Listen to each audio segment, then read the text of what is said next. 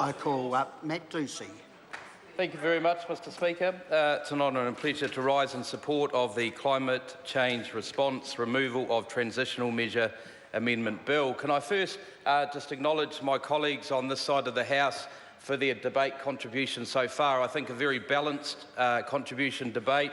I think they've taken small steps, and if I could bring in a Polaroid camera, I would have taken them. Can I just pick up on some comments from the Green colleagues who said we were repeating lines to appease our voters? And I think what, more importantly, is when their colleagues, when their friends over in the UK, the Green UK, who decided that our lamb had a bigger carbon footprint than UK lamb, so they spread out their propaganda and said that our lamb didn't have a smaller contribution.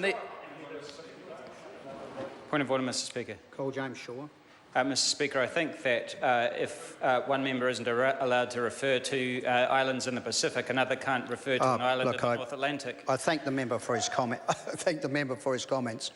My points that I made earlier was there was quite a long dialogue on Pacific Islands, and I did bring the member back to that, and we've dealt with that matter. Now, I'm listening closely to what this member's saying, and if he goes on and spends all his time on that, I will be on my feet again. To mention a country in passing is fine. Other than that, I will interject. I will move on it. Now, I'm calling Matt Ducey. Thank you very much, Mr Speaker. I commend this bill to the House.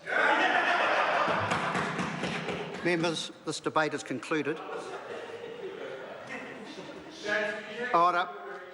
We're going to have a vote, and it will be done in silence. The question is that the motion be agreed to. Those of that opinion will say aye. Aye. To the contrary, no. The ayes have it.